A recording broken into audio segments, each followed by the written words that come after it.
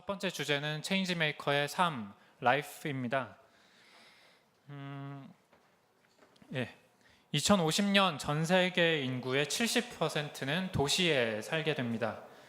우린 도시의 주거, 환경, 그리고 생활에 대해서 미리 고민하고 있습니다. 우리들은 30년 후 어떤 도시 생활을 누리게 될까요?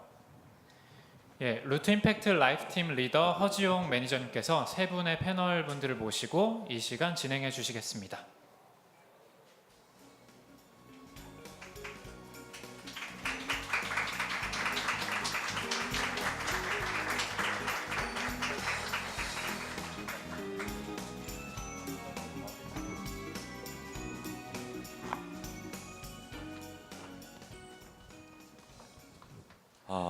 네, 잘 들리나요? 네, 아침부터 되게 무거운 주제로 말씀을 나누게 된 것 같아서 죄송하다는 말씀을 먼저 드리고요. 저는 오늘 페런토논의 모더레이터를 맡은 루트 임팩트의 허지용 매니저라고 합니다.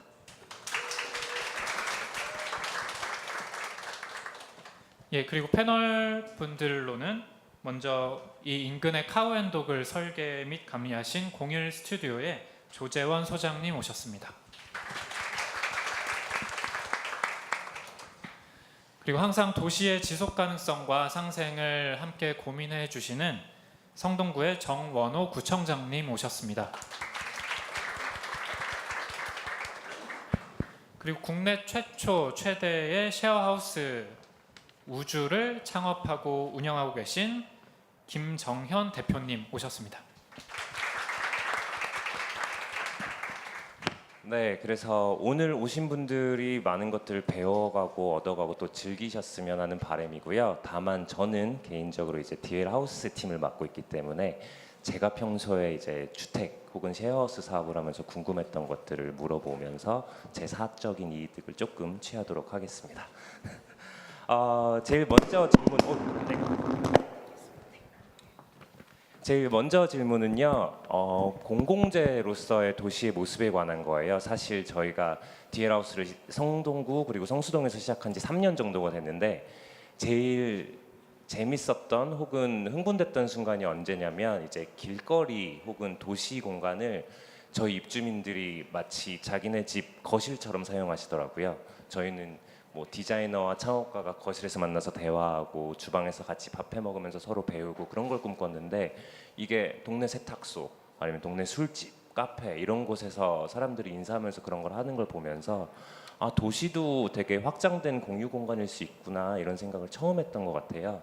그래서 건축적으로는 이런 공공재적 성격에 대해서 어떻게 보시는지 조지현 소장님께 제일 먼저 질문을 드리고 싶습니다. 죄송합니다. 먼저 제 목소리가 평소에 이렇게 섹시하지 않은데 오늘을 위해서 특별히 준비한 목소리인데 조금 적정하지 않을 수도 있어서 먼저 죄송하다는 말씀드리고요.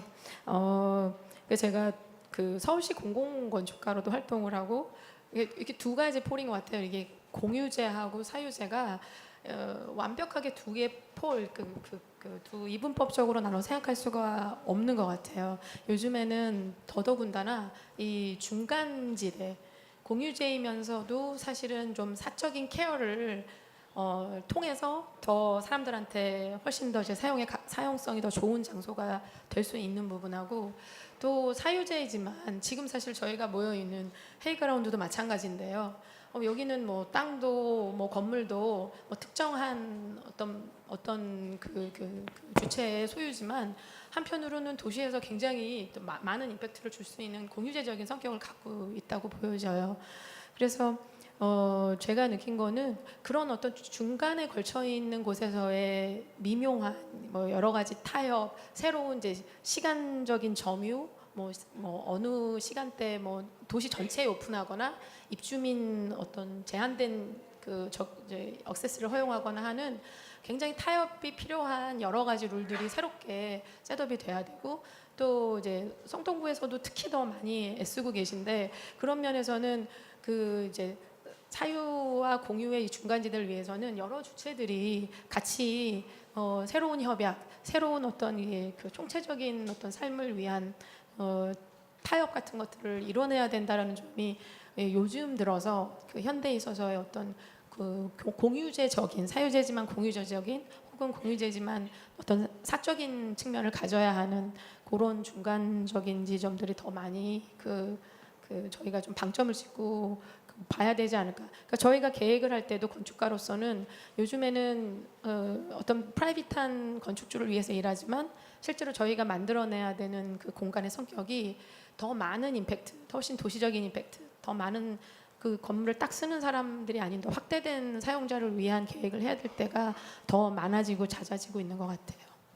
네, 개인적으로는 뭐 제가 뭐 되게 안 좋은 클라이언트한테 항상 시달리는 거는 아니지만, 네, 저희 건축주에 그렇게 수많은 사람들이 신경 써야 된다고 하니까 실무자로서는 그렇게 좋은 소식은 아닌 것 같은데요. 제일 어려운 게 이렇게 공유, 사유 이렇게 서로의 불분명한 영역들에 대한 타협이라고 하셨는데, 그런 측면이라면 정원호 구청장님께서 해주실 말씀이 많으실 것 같아요. 아무래도 정부가 하는 일이 이제 합의를 이끌어내고 수많은 다른 사람들의 의견을 조율하는 거잖아요. 성동구에서는 어떻게 생각하시나요? 먼저 우리 이 성동구에 이렇게 좋은 또 이렇게 건물이 들어서서 많은 그 사회혁신가들이 꿈을 키울 수 있는 곳이 성동구 성수동으로 오게 된 게 진심으로 감사드리고요. 우리 정 대표님 고맙습니다. 그리고 이곳에서 우리 젊은 혁신가들이 꿈을 좀 실현할 수 있었으면 좋겠고요. 저희 성동구는 그런 방향으로 굉장히 노력을 함께 하겠다는 말씀 아울러 드립니다. 먼저 얘기로 돌아가면 이런 공적인 자산, 이게 전체적으로 보면 공공자산들이 예전에는 그 통치의 수단으로 많이 이제 이용이 됐던 것이 요즘은 협치의 플랫폼으로 이렇게 많이 바뀌어가고 있습니다. 대표적인 예로 들면 그 동주민센터, 편하게 얘기하면 동사무소죠. 동마다 있는 동사무소가 과거에 했던 기능과 요즘 했던 기능을 보면 완전히 바뀌어가고 있습니다. 이제 통치 수단으로 작용했던 것이 굉장히 많았었죠, 동사무소가. 근데 지금은 어떻게 바뀌고 있냐면 복지 사각지대를 없애기 위한 그런 그 복지의 최첨단 천병 역할들을 하고 있고요. 거기서 발굴되는 이 어려운 분들을 공동체, 마을 공동체적으로 어떻게 해소시켜 나갈 거냐, 도와줄 거냐, 이런 걸 논의를 합니다. 주민들께서 모여서 주민자치위원회도 있고 마을 계획단도 있고 이런 게 동단위로 이루어지면서 복지 사각지대를 해소하는 문제. 또 이제 지금은 마을 공동체를 이 동주민센터의 공간을 활용해서 마을 공동체들이 이루어지고 있는데요. 주민센터에 가면 많은 이런 커뮤니티들이 활동을 하고 있습니다. 그런 기능들도 하고 있고요. 또 이제는 건강을 위한 그런 이 주치의까지 지금 확대해 가기 위한 노력들을 동주민센터가 거점 역할을 해서 이제 진행되고 있는데요. 저희 성동구에서 이제 내년에 최초로 75세 이상에 대한 주치의 제도를 실현해 나갈 겁니다. 그 기능은 거점 역할은 동주민센터에서 합니다. 그래서 복지, 문화, 공동체의 어떤 그런 플랫폼 역할들을 하고 있다. 이것이 이제 가장 큰 변화이고 앞으로 그런 방향으로 이제 갈 거다. 이렇게 말씀을 드립니다. 네. 네, 감사합니다. 그러면 이제 정부 그리고 이제 건축가 입장에서 얘기를 들어봤으니까 이제 비즈니스맨의 이야기를 한번 들어보고 싶기도 한데요. 사실 셰어하우스 우주는 이제 규모가 크고 우리나라 셰어하우스 시장을 많이 바꾸고 있는 선도적인 업체기는 하지만 여전히 공유 경제를 이끌기 위해서 되게 사유재산을 활용해야 하는, 부동산은 굳이 따지자면 사유재산을 분류가 되니까요. 그런 측면에서 이제 CEO로서 겪고 계시는 불편함이나 이제 어려움들은 없는지 궁금하거든요. 네.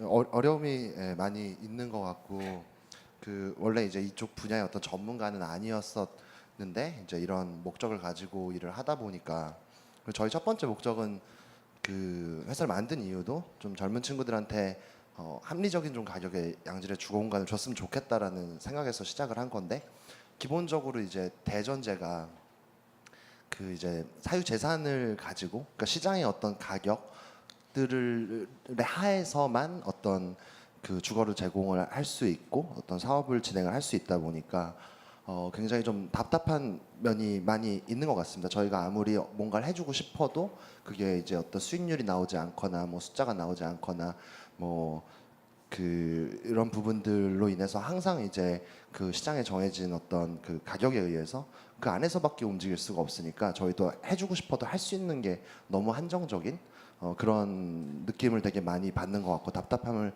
느끼는 것 같습니다.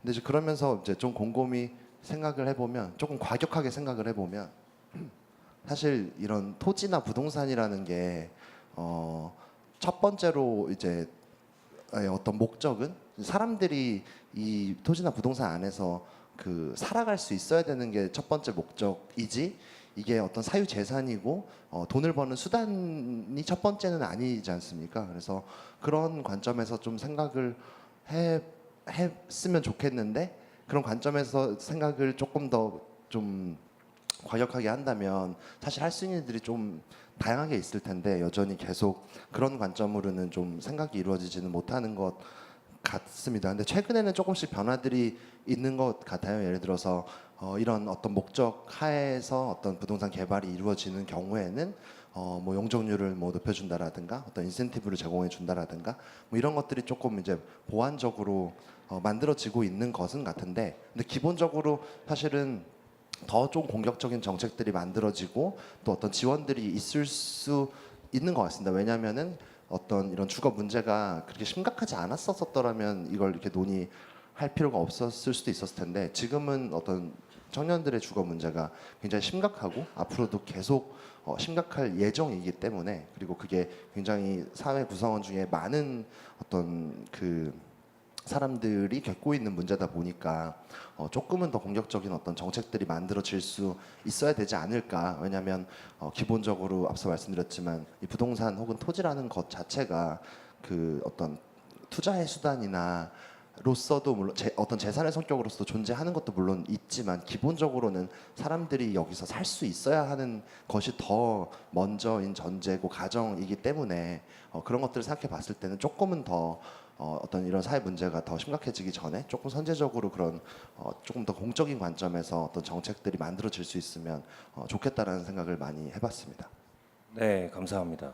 바로 옆에 구청장님이 계시니까 바로 바톤을 넘겨야 할 것 같은데요. 이렇게 청년 주거 문제 혹은 부동산의 이런 문제에 네. 관해서 구의 접근 방식을 소개해 주시면 좋을 것 같아요. 네, 좋은 말씀이셨고요. 사실은 그게 꼭 필요하다고 생각합니다. 어쨌든 공공은 사회적 약자에게 기회를 주는 방향으로 가야 되기 때문에 그래서 저희가 서울시랑 저희 성동구랑 중점적으로 좀 하고 있는 일들이 청년 주택들하고 신혼부부 주택들을 이제 요즘 많이 만들려고 하고 있습니다.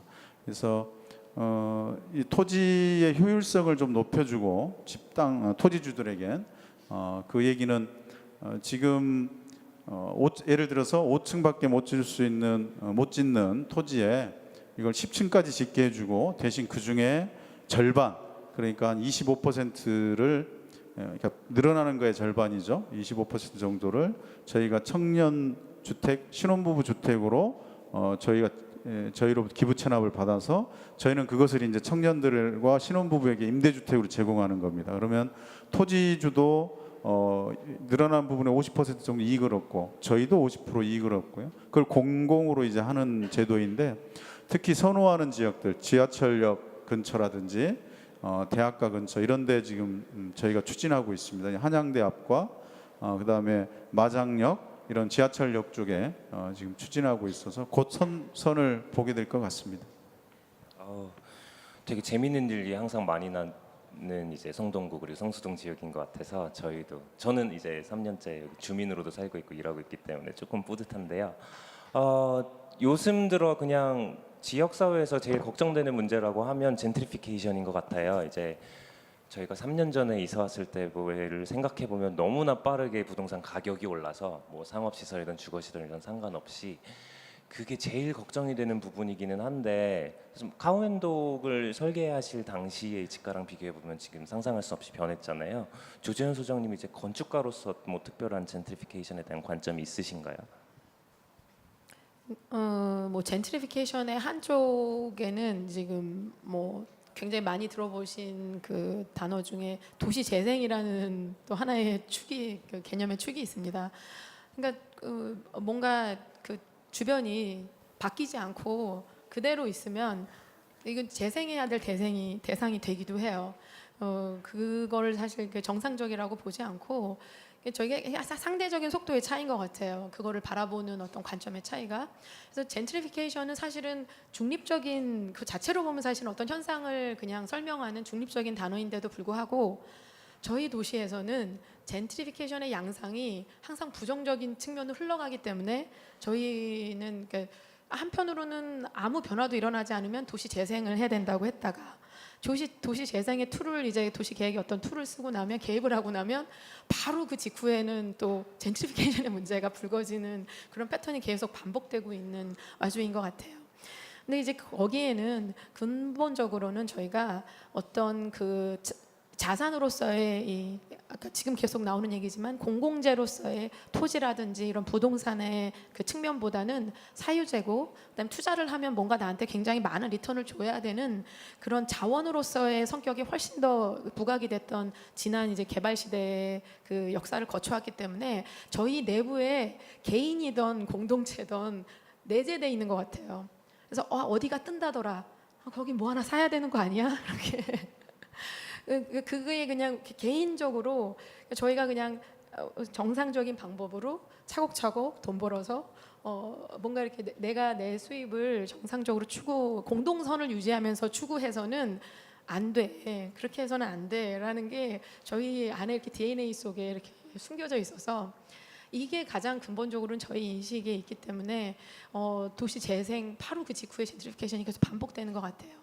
그래서 일단은 저희 인식이 그런 어떤 일테면 이게 불로소득인데 투자냐 투기냐 이게 종이 한 장 차이라고 하잖아요. 그런데도 불구하고 저희 모두 개개인 시민 모두에게 투자와 투기를 가르는 자기만의 어떤 기준이 있어야 된다고 봅니다. 그래서 그런 어떤 시간의 차이를 그러니까 도시 계획적으로 계획하는 사람 입장에서 보면 그 시간을 어떻게 보면 연속적으로 만드는 게 그러니까 어떤 역동성이 생기는 그 사람이 거주하는 어떤 환경에 역동성이 생기는 건 결코 부정적인 것은 아닙니다. 늘 살던 사람이 살고 그 같은 룰이 막 지배하고 10년, 20년 동안 계속 똑같은 룰이 지배하고 얼마나 갑갑하겠어요. 그거 자체가 감옥일 수 있는데 그 역동성이 생기는 건 좋지만 그 지역의 서사가 계속 이어지면서 성동구 지금 성수동 같으면 공장이었던 때 뭐 한때는 뭐 가죽 어떤 가공업이 제조업이 그런 굉장히 성했던 어떤 동네로서의 그 성격이 그래도 달라지지만 계속 유지되는 것이 이 서사가 이어질 수 있는 종류의 그 정도의 속도로 변화가 이루어지도록 하는 거 그거는 사실은 개개인의 인식의 어떤 그 변화 그다음에 이제 관에서의 노력 그다음에 이제 어떤 주로 이 개발에 플레이를 하는 플레이어들 뭐 투자를 받던 개발을 주도하는 개발업자가 되던 김종인 대표님처럼 이제 그런 어떤 업자들을 설득하는 비즈니스 주체가 되던 그런 사람들의 공통의 의식이 굉장히 중요하게 작용을 하는 것 같고 지금은 사실은 서서히 그런 어떤 인식의 변화가 있다고 보여집니다. 그래서 굉장히 재밌는 어떤 새로운 개발의 모델들이 하나둘씩 서서히 나타나고 있다고 생각을 해요. 네. 그럼 한 가지 질문을 더 여쭈면 그러면 이제 많은 도시개발 사례들을 보셨을 테니까 그러면 도시 재생 혹은 젠트리피케이션의 부정적인 면을 부각시키지 않는 적정 속도가 예를 들면 한 몇 년 정도 걸쳐서 서서히 일어나야 그걸 모범적인 혹은 이상적인 속도라고 보시나요? 절대적인 시간이 있는 것 같지는 않아요. 근데 그러니까 뭐 제 그 사전 미팅할 때 제가 얘기 드렸던 사례가 여러 가지 사실 노력 자체가 서사로 남는 것 같거든요. 결과보다는 과정인 것 같습니다. 그러니까 새로 이렇게 유입되는 젊은 인구들이 얼만큼 이 지역에 원래 있던 컨텍스트를 존중하느냐 하는 것도 굉장히 중요하다고 생각이 돼요. 그래서 제 동경에 있는 제 디자이너 친구가 얼마 전에 몇 년 전에 그 서울에 와서 스탠다드 프로젝트라는 디자인 프로젝트를 소개해 준 적이 있었어요. 근데 그건 뭐냐면 전형 프로젝트인데 새로운 디자인이 아니라 전형적인 디자인 프로젝트라고 해서 그게 이제 도쿄에서도 뭐 방송국 자리 하나가 방송국이 이제 나가면서 그 이제 재개발에 직면한 어떤 도시에 이제 제조 공장들이 있었다고 해요. 근데 그 공장들과 디자이너들이 협업을 한 어떤 프로젝트였는데요. 그 공장들이 갖고 있는 기존의 자기 기계라든지 기술을 그대로 활용할 수 있는 전형성을 그 전형적인 거죠. 근데 전형적인 부정적인 게 아니라 그거를 바꾸지 않아도 되는 수준의 디자인적인 개입만을 해서 그 뭔가 물건을 생산할 수 있게 해주는 개입을 디자이너들이랑 같이 협업을 하는 프로젝트를 진행하고 있다면서 그거를 이제 스탠다드 프로젝트, 전용 프로젝트라고 하면서 서울에는 혹시 그 프로젝트를 한번 같이 해볼 때가 없느냐, 이거를 아시아 국가들이 한번 같이 이렇게 지역마다 해보면 어떻겠냐고 얘기를 했는데 그때는 딱히 그 몇 년 전만 해도 그게 굉장히 낯선 개념이었어요. 그런 개입이 가능할까? 근데 지금은 사실 그런 게 오히려 뭐 지금 사실은 그 성동구에서도 그 수제화 거리 이런 걸 하고 계시잖아요. 그러니까 지금은 오히려 그런 환경이 훨씬 이제 활성화된 상태라고 생각이 됩니다. 네, 다행이긴 한데 빨리 제가 죽기 전에 그런 프로젝트가 이제 있어서 제가 기회를 좀 얻었으면 좋겠네요. 이제 젠트리피케이션 하시면 이제 좀 더 생생한 뭐라 그래야 되나요? 이해 당사자 혹은 이해관계 한가운데 있는 게 이제 임대 사업을 하시는 쉐어하우스도 해당이 될 것 같아요. 김재현 대표님께서는 이제 성수동이든 혹은 그 외의 지역에서든 젠트리피케이션 관련해서 어떤 이슈가 발생하신 적이 있는지. 네, 이거에 대해서는 뭐 제가 그렇게 잘 아는 건 아니어서 그냥 경험을 말씀드리면, 그러니까 보통 지금 국내에서 일어나는 이런 젠트리피케이션의 대다수가 좀 상업 지역 위주로 해서 발생되고 있긴 한데, 어쨌든 그래서 저희는 주거여서 그 직접적으로 어떻게 보면 영향을 받지 않는다고 표현할 수도 있는데, 그게 또 간접적으로 영향을 받는 것이, 예를 들어서 저희 성수동에 지점을 만들어서 운영을 하고 있었는데, 이제 그 임대료나 이런 것들이 지속적으로 올라가다 보니까 이제 좀 이렇게 쫓겨났고요. 그리고 최근에 이제 뜨고 있는 그 익선동이라는 동네가 있습니다. 종로에. 거기에도 저희가 처음 사업 시작할 때 지점을 냈었었는데, 거기서도 계약, 성수동 같은 경우는 중도에 이제 계약이 해지가 돼 버렸고, 익선동 같은 경우에는 이제 계약이 이제 끝나자마자 이제 나올 수밖에 없었던 이제 그런 상황이었었는데, 저희는 더 연장을 하고 싶었었지만, 그래서 어쨌든 좀 익선동에도 이제 젊은 친구들이 많이 유입이 되면서 임대료나 이런 것들이 급격하게 상승을 하면서 저희는 되게 싼 가격에 주거로 이용을 하고 있었다 보니까 당연히 이제 건물주 입장에서 빨리 내보내야 되는 그런 입장이 되긴 했었어서, 그런 이제 뭐 경험을 한 이제 주체가 되긴 한 것 같습니다. 그래서 이 부분에 대해서 사실 되게 좀 어려운 문제고 너무 이해관계자들도 많고 되게 복잡한 문제인 것 같은데, 저는 계속 이제 주거 사업을 하고 있으니까 주거 관점에서 생각을 하면 뭐 다른 것들은 좀 그 우선순위에서 좀 뒤에 있을 수 있는 것 같아요. 근데 어쨌든 사는 거는 이제 기본권에 대한 어떤 주거에 대한 거는 기본적인 권리에 대한 문제인데, 이 젠트리피케이션이 뭐 여러 가지 뭐 문제들을 야기를 하지만 이 주거에 대한 문제들까지도 어쨌든 영향을 미치고 있는데, 다른 것보다도 이 사는 것에 대한 문제에 대해서는 좀 어떤 대책이 있었으면 좋겠다라는 좀 생각을 해봤었던 것 같고요. 그게 뭐 예를 들어서 상업시설이어서 더 돈을 벌기 위함이거나 뭐 이런 것들에 대해서는 여러 가지 어떤 의견이 있을 수 있는데, 이 젠트리피케이션 때문에 주거가 위협을 받는 것에 대해서는 명백히 어떤 좀 문제에 대한 어떤 해결책이 좀 있어야 되지 않을까 좀 생각을 해봤던 것 같습니다. 네. 해결책을 만들려면 이제 원인을 정확하게 파악하는 게 제일 중요하잖아요. 그런 측면에서 뭐 개인적으로 갖고 계신 대표님의 생각이 있나요? 왜 이렇게 부동산 가격은 맨날 미친 듯이 오를까? 왜 이렇게 항상 비싸서 나는 갈 데가 없지? 이런 거에 대한 원인이 뭘까라고 했을 때 대답해 주실 수 있을까요?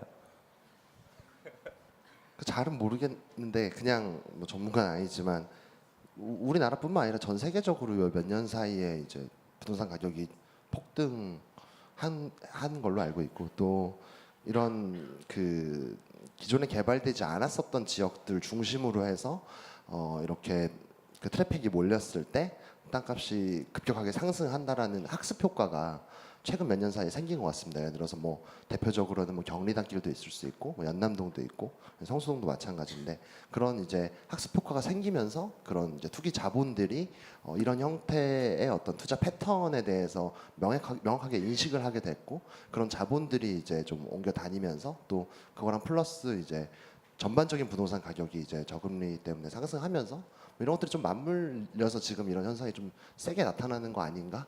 제가 전문가는 아니지만 일단 어쨌든 이 업을 해야 되는 입장에서 공부를 안 할 수는 없다 보니까 그냥 뭐 미천하지만 뭐 그런 생각을 좀 해봤습니다. 네.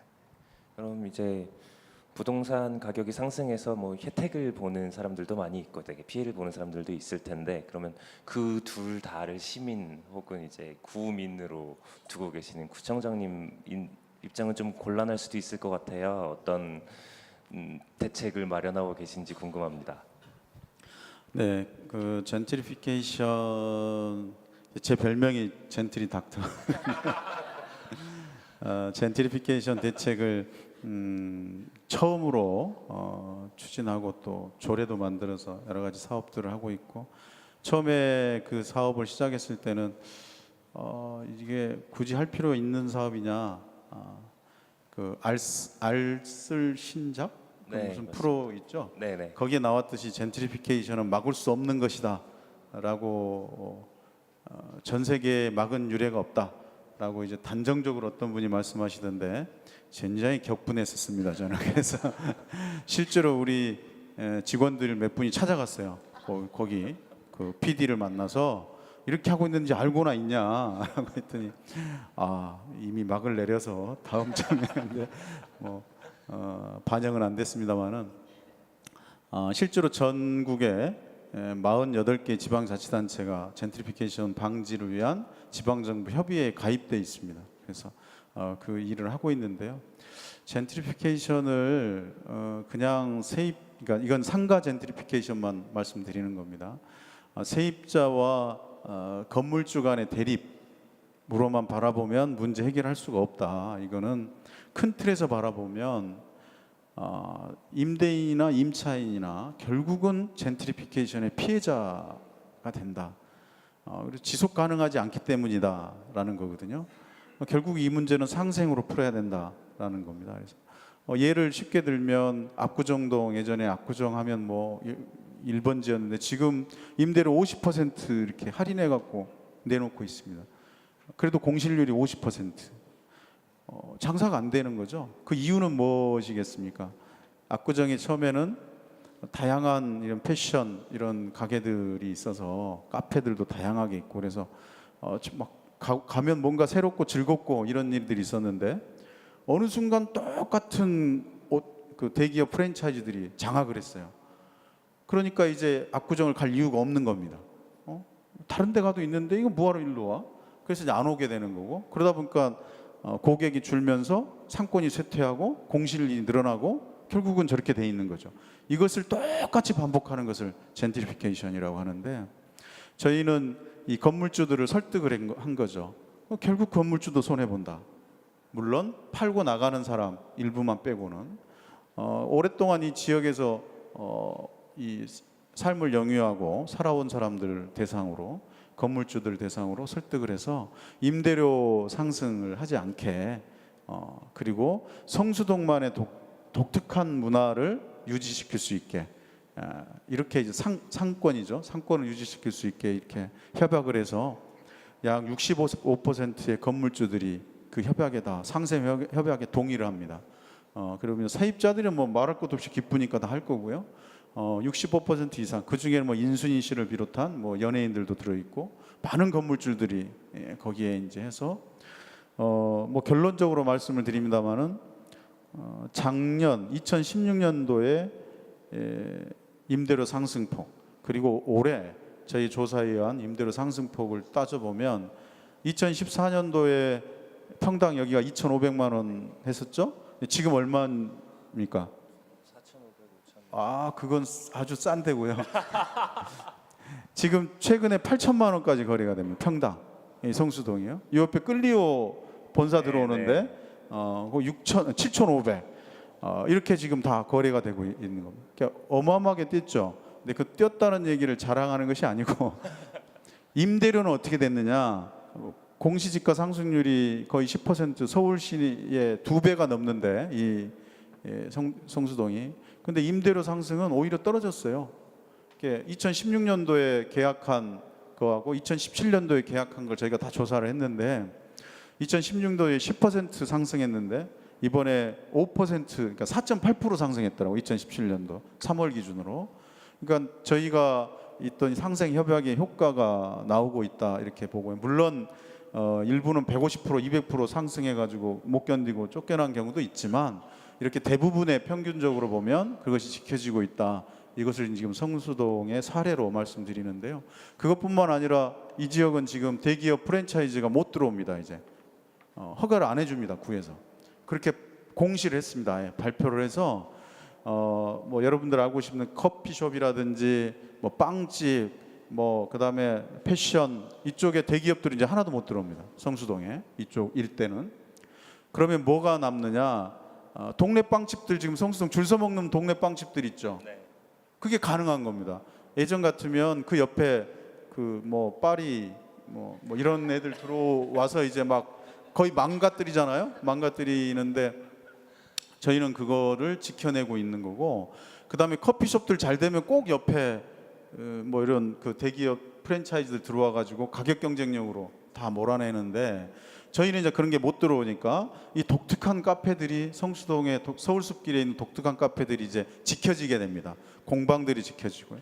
근데 그것이 지켜지면 건물주도 좋게 해줘야죠. 그래서 건물주들한테는 그렇게 우리가 권장하고 있는 그런 가게들을 이렇게 임대해주는 건물주들께는 용적률, 토지 가치를 상승시킬 수 있는 용적률을 20%에서 30%까지 상향시켜 줍니다. 그러면 서로 다 윈윈하면서 가면서 성수동만의 독특한 이런 상권을 유지시킬 수 있다. 그래서 홍대나 우리 압구정처럼 이렇게 상권이 붕괴되고 이렇지 않도록 하고 있다. 근데 현재까지는 지금 저희는 좋은 길, 바람직스러운 길로 가고 있다라고 조심스럽게 지금 보고 있습니다. 그런 정책들이 전국에서 좀 같이 펼쳐진다 이렇게 말씀드리고요.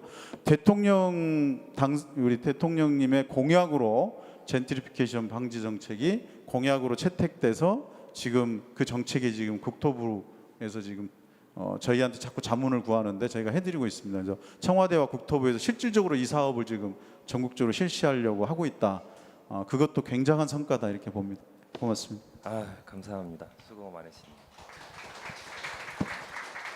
참고로 이따 디웰에 대한 소개는 들으시겠지만 디웰은 이제 전국 젠트리피케이션 방지를 선도하고 있는 성동구 한가운데 성수동에 2개 지점이 있고요. 저희 지점에 오시면 저희 여자 입주민 중에 80% 가량이 빵순이인데 되게 즐거운 파리 이런 데 말고 즐거운 개성 있는 빵들을 많이 즐기실 수가 있으니까 지원을 많이 해주시면 저희가 매우 감사해드리겠습니다.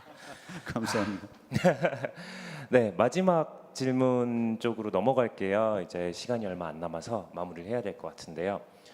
도시에서 사람들의 행태를 관찰하다 보면 요즘 제일 재밌는 게 이 이중성이라고 저는 생각해요.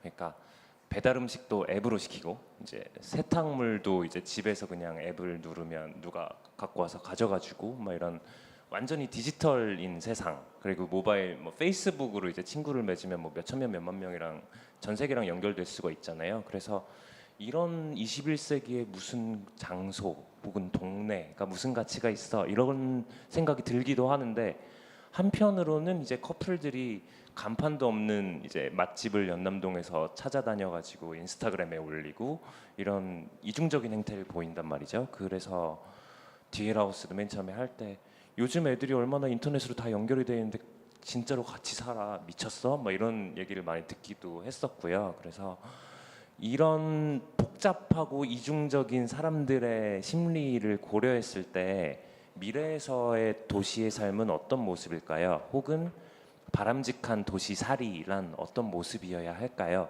각자가 갖고 계신 사업자로서 건축자로서 행정가로서 철학을 좀 공유해 주시면 좋은 마무리가 될 것 같거든요. 네, 소장님께 먼저 질문 드리겠습니다. 저도 사실 쉐어하우스에 살아본 경험이 있습니다. 통이동에 있는 통이동 집에 그 산 적이 있고요. 저도 이제 저희 나라에 이제 거의 50% 육박해가는 1인 가구 중에 하나로서 그런 어떤 공유하는 어떤 삶의 패턴이 굉장히 이게 평범한 어떤 라이프스타일이 될 거라고 생각을 해요. 그런 면에서 제가 상상하는 어떤 도시 그 생활의 어떤 그 한 부분은 되게 아이디어란 어떤 상상하는 바는 이런 오피스로서도 이런 플랫폼이 돼주는 공유 오피스, 거주 공간으로서도 뭐 쉐어하우스 이런 것들이 사실은 그 저희가 생각하는 이제 공동체가 옛날 그 땅을 기반으로 해서 생산을 하던 시기에 어떤 장소 기반의 공동체는 아닌 것 같고요. 오히려 하늘이나 이렇게 에어, 그 공기를 공유하는 공동체가 더 맞는 것 같아요. 어떤 특정한 정보를 공유하는 공동체.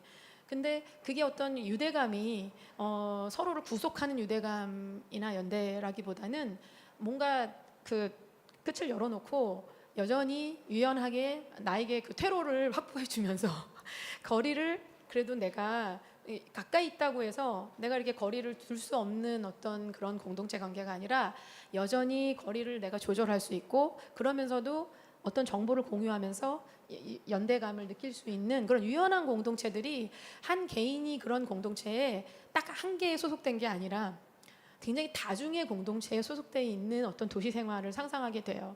그리고 장소 거점도 단수가 아니고 굉장히 복수가 점점 될 거라고 생각이 됩니다. 그래서 사실 소유한다라는 게 굉장히 거추장스러운 개념이 될 수 있다고 생각을 해요. 그러니까 사용의 개념으로 다 바뀔 거라고 생각이 되거든요. 그러니까 저도 지금 제 책의 일부는 그 국민도서관에 가 있고 이를테면 뭐 제 차도 대부분의 시간은 어쨌든 주차장에 서 있는데 제가 만약에 카쉐어링을 하게 된다 그러면은 뭐 제가 차를 굳이 가지고 있으면서 그 차에 대한 공간에 돈을 지불할 필요가 없게 되죠.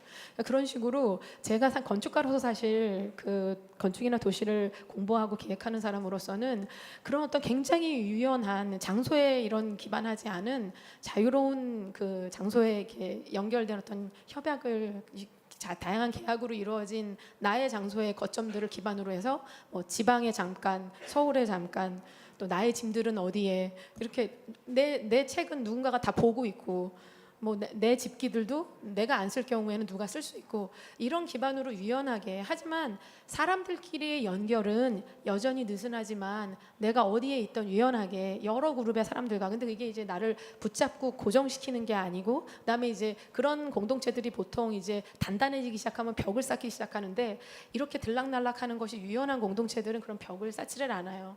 그래서 누구에게나 여전히 개방돼 있고 이런 유연한 공동체 여러 개에 소속된 어떤 도시 생활 하는 거가 제가 사실 상상하게 되는 그런 그 도시고요.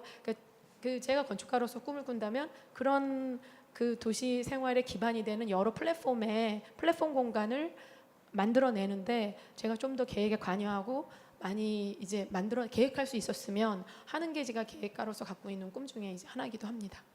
아유, 감사합니다. 멋있는 꿈이네요. 그럼 박수 한 번만 부탁드립니다. 네, 그다음에 이제 바로 구청장님께 또 부탁드리겠습니다. 구청장님이 꿈꾸시는 도시의 미래는 어떤 모습일지. 네, 일단 온라인, 오프라인, 그러니까 과학기술이 발전하면서 온라인 기술들이 이제 늘어나면서 이것이 어떻게 조화롭게 갈 거냐 그런 문제. 그렇다고 이제 과학이 발전하는 것을 바람직스럽지 않다. 그렇기 때문에 과학기술이 발전하지 않았으면 좋겠다 이렇게 생각하는 사람 없잖아요. 어쨌든 쓸모가 있든 없든 또 우리가 과학기술이 발전하는 걸 잘 활용해야 된다 이렇게 생각하는데요. 비단 예로 저희가 많은 우리 삶 속에 공간들이 있는데 이런 공간들이 기술이 발전함으로써 더 효율화되지 않습니까? 그래서 예를 들면 우리 촛불시를 예로 든다면 점점 이 온라인을 통한 이 교류, 교감 이런 속도가 굉장히 빨라지는데 또 광장에 나와서는 이 감동이 있죠. 그 폭발력이 있고 광장에 갔다 현장에 오프라인으로 참여하면 굉장히 많은 감동과 폭발력을 갖고 돌아오게 되는 거죠. 그게 이제 오프라인만의 힘이고 온라인은 속도가 엄청 빠른 거죠. 이것은 공감대 확산이 굉장히 잘 된다 이렇게 생각합니다. 이 두 가지가 늘 함께 이렇게 조화롭게 가야 된다 이렇게 생각하고요. 미래의 도시 모습도 그렇게 준비를 해야 된다라고 생각합니다. 그래서 그런 작업을 하고 있는데요. 이제 4차 산업혁명 시기는 굉장히 걱정이 많이 됩니다. 그리고 준비를 진짜 많이 해야 된다, 도시에서. 예를 들면 도시 공간이 완전히 재편이 될 것 같은데, 도시는 지금 보면 주택이 이렇게 있고 주택가들 중심에 상가가 형성되어 있습니다. 상가는 다 빌딩들이죠. 근데 빌딩을 가만히 보면 전부 판매하는 시설들입니다. 그러니까 이 뭐 옷이라든지 아니면 뭘 팔거나 아니면 부동산 많고 그 다음에 이제 학원 많고 그런 건데요. 그러면 이제 이것은 앞으로 4차 산업혁명 시기 어떻게 이제 VR, AR이 발전하면 실제로 이 기능들이 굉장히 약화될 거예요. VR, AR로 다 실질적으로 물건이나 이런 것들을 구매하는 것이 훨씬 더 높아질 거기 때문에 그러면 이 빌딩 공간들은 뭘로 조정을 해야 되느냐, 이런 게 이제 저희들은 준비를 지금부터 해야 된다라고 생각합니다. 그래서 그런 게 이제 앞으로의 과제일 것 같고요. 4차 산업혁명 시기에 맞는 도시 구조, 이걸 이제 저희가 지금부터 연구해야 되겠다 그런 생각을 과제로 갖고 있습니다. 네. 무섭기도 하지만 이제 촛불시위 말씀하셨는데 조지현 소장님 말씀하신 이제 공기로 소통하는 것 혹은 이제 열린 공동체 이런 것도 맞닿아 있는 것 같네요. 그러면 이제 마지막으로 이제 쉐어하우스를 운영하시느라 바쁘신 우리 김정현 대표님께서는 혹시 주거 관련해서 혹은 그렇지 않더라도 도시의 미래에 관해서 어떤 생각 갖고 계신지 공유해 주시면 좋겠습니다. 근데 조지현 선생님이 제가 할 얘기 다 하셔가지고 제가 준비한 내용을 그대로 다 말씀해버리셔서 굉장히 당황스러운데 일단은 확실히 그런 건 있는 것 같습니다. 예를 들어서 1인 가구가 진짜 많이 늘어나고 있고 앞으로도 늘어날 거고 또 그게 지속될 거는 확실시 되는데 그러면서도 그 여러 가지 그러니까 온라인을 통한 이제 젊은 친구들이 온라인 통해서 한다는 이런 말씀 주셨는데 저희가 쉐어하우스를 많이 운영하고 있다 보니까 확실히 그 니즈가 있는 것이 그러니까 온라인을 통해서 해소될 수 있는 것들이 있고 오프라인을 통해서만 해소될 수 있는 것들이 명확히 있는 것 같습니다. 예를 들어서 저희 쉐어하우스에 입주하신 분들이 대다수 여성분들이신데 입주를 하시는 이유 중에 그 굉장히 중요한 조사를 해보면 중요하다고 말씀 주시는 게 일단 혼자 사는 게 되게 위험하다고 느껴졌는데 같이 사니까 안전하다, 상대적으로 안전하다, 좀 마음이 놓인다. 그게 본인이건 부모님들이건 뭐 그런 문제들은 온라인이 해결해 줄 수 있는 문제는 아닌 것 같고 또 그 외에도 어떤 좀 실제로 물리적으로 부딪히고 만남으로 인한 어떤 안정이라든가 그러니까 좀 외로워서 같이 지낼 수 있으면 좋겠다. 좋은 사람들이랑 같이 지내는 시간을 가져보고 싶다. 그런 것들은 뭐 온라인을 통해서도 뭐 그런 욕구가 충족될 수 있지만 일정 시간 사람들이랑 같이 살아본다라는 경험을 하는 것이 오프라인에서만 또 해소될 수 있는 부분들도 있다 보니까 그런 어떤 좀 계속 어떤 빠르게 그 세상이 변하더라도 이런 오프라인이 줄 수 있는 가치들이 분명히 있고 이것들은 계속 좀 유지가 되지 않을까 그렇게 생각을 하고 있는 것 같고 또 한 측면에서는 그런 이제 1인 가구들이 되게 많이 이제 늘어나고 있다 보니까 그러니까 전통적인 어떤 가족 형태로서의 어떤 주거나 어떤 라이프 스타일보다는 독립적으로 살아가는 1인 가구들의 어떤 라이프 스타일이 되게 좀 많이 중요해질 것 같고 또 아까 말씀 주셨지만은 좀 어떤 느슨한 공동체들, 그러니까 원래는 이제 가족이라는 형태의 공동체가 있었다면 그게 아닌 다양한 종류의 어떤 공동체들이 만들어지는 것 같고 그런 것들이 만들어지기를 바라는 것 같아요. 뭔가 소속감을 갖기를 원하는 것 같고 사람들이 그래서 어떻게 보면은 가족이 아닌 다른 형태의 어떤 공동체들 어떤 서로 심리적으로 의존하고 의지하고 뭐 공감하고 살아가는 그런 어떤 다양한 공동체들이 생겨날 텐데 그런 것들을 어떻게 이제 잘 그 컨트롤하고 좋은 방향으로 이끌어 갈 거냐 그런 것들이 좀 고민해야 될 주제라고 생각이 드는 것 같습니다. 네, 그래서 보면 네 그런 것 같습니다. 네. 감사합니다. 네, 오늘 45분이 거의 다 돼가지고 이제 마무리할 시간이 됐고요. 무엇보다도 이제 루틴팩트 5주년을 맞아서 체인지메이커 컨퍼런스에 이렇게 참석해 주신 세 분 패널분들께 다시 한번 감사드리고요. 개인적으로 너무 영광이었고 그동안 이제 잘 들어주신 여러분께도 진심으로 감사하다는 말씀 드립니다. 그럼 인사드리겠습니다. 고맙습니다.